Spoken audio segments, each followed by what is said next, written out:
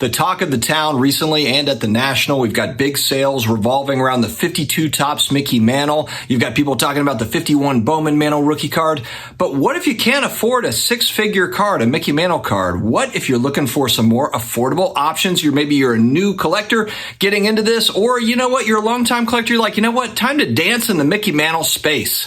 We're going to talk about some affordable options today. Stick around.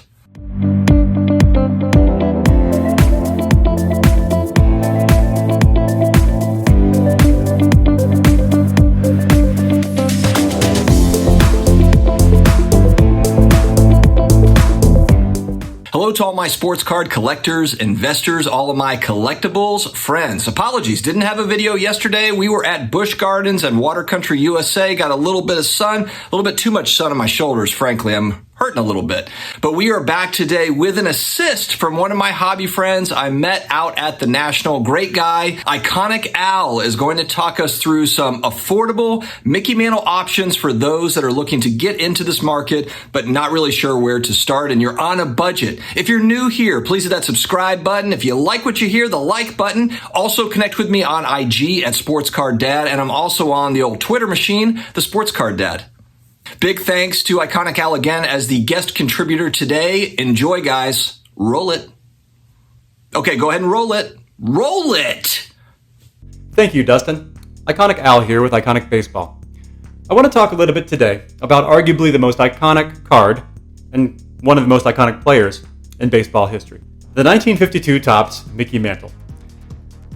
Unless you've been under a rock for the past couple weeks, you've heard the hype, the buzz, the excitement around the auctioning of the highest known graded example from SGC, which is a 9.5. This multi-million-dollar sale has ginned up all this activity, all this excitement around this card and around Mickey Mantle in general.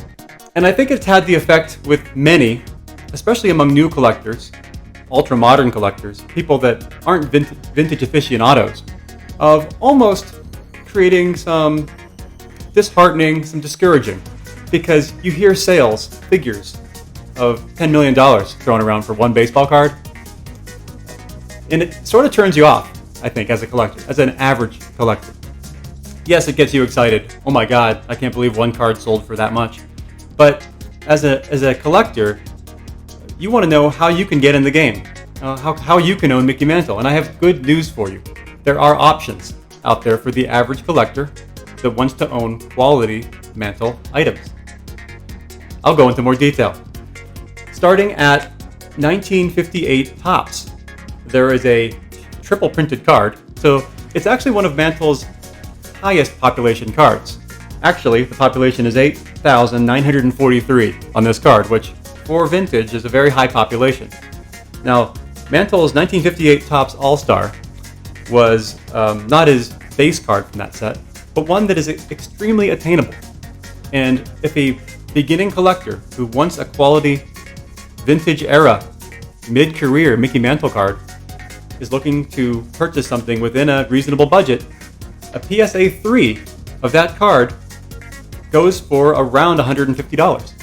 So there's an example where a 1958, still relatively early career Mickey Mantle in a well-presenting PSA 3, VG3, is a very affordable option for someone who wants to add a quality early to mid-career Mickey Mantle.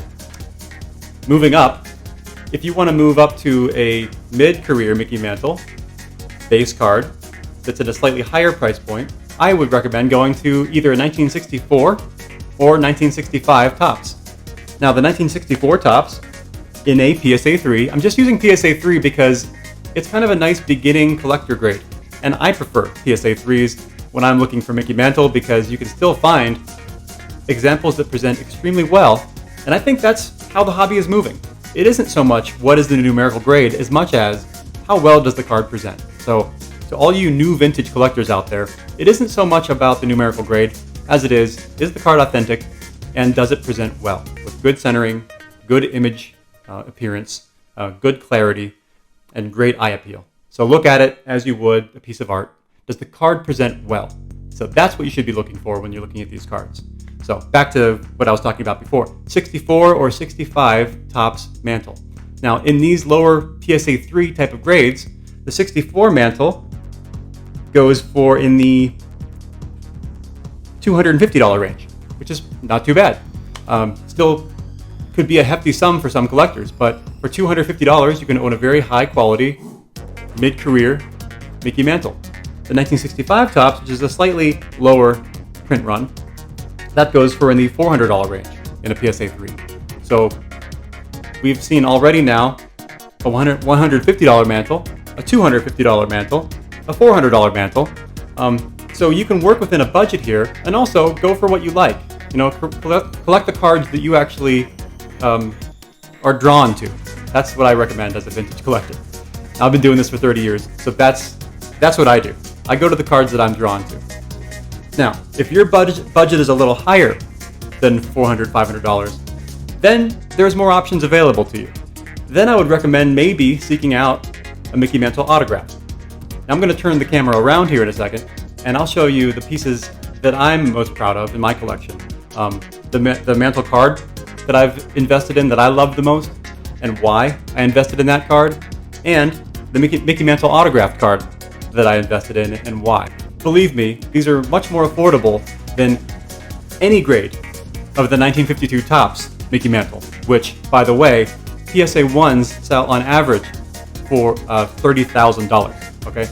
PSA 3s sell for $60,000. So these are options that I'm putting out there that allow the average collector to save up for or invest in without compromising yourself financially.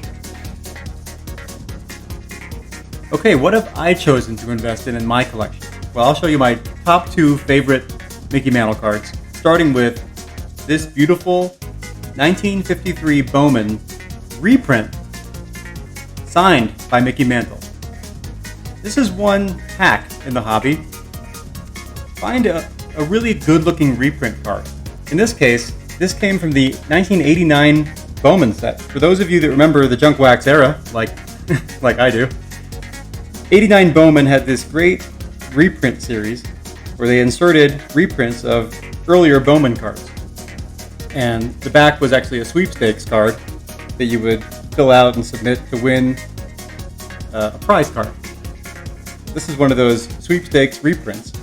The front presents beautifully, just as a 1953 Bowman color, which is one of the classic Mickey Mantle cards from earlier in his career.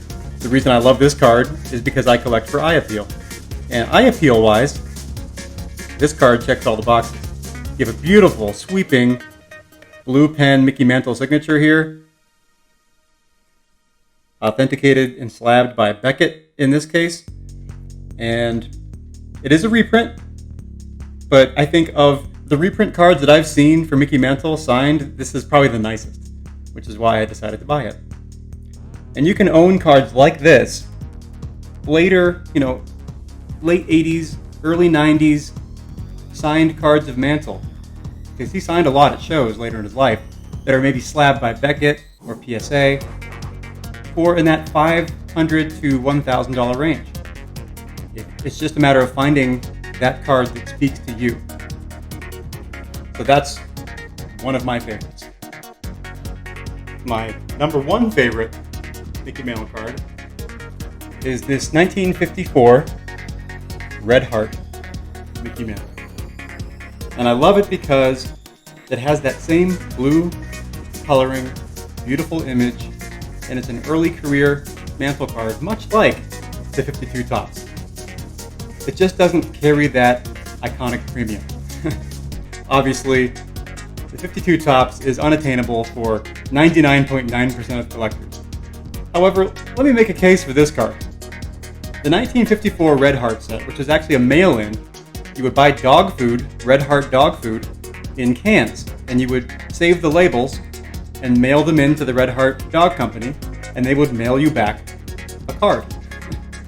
The set has 33 cards, of which Mickey Mantle was one of them. And it had a beautiful blue background, much like the 52 Topps. It was only a couple years after the 52 Topps. I would argue that the image of Mantle smiling is better than the 52 Topps. if you look at that 52 Topps image, he's kind of looking over his right shoulder and it's kind of like, It's kind of an odd, awkward looking facial image from Mantle, in my opinion. Now, the Red Heart image is, I think, a little cleaner, a little nicer.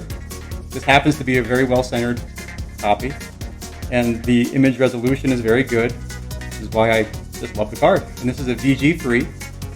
This is a card that in the current market is probably a $2,000 card. And granted, $2,000 is not a trivial sum of money.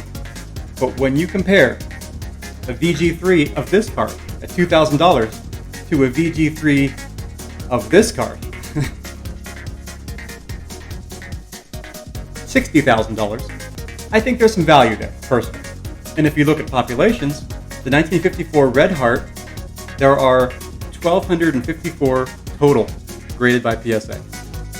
When you compare that to the 52 Topps, 1,489 graded by PSA. But technically, the Red Heart is actually the rarer card. There's fewer of them in the PSA population report. So I would argue that that's a nice buy for a collector that can afford that sum of money. That's why I made that decision to buy that card.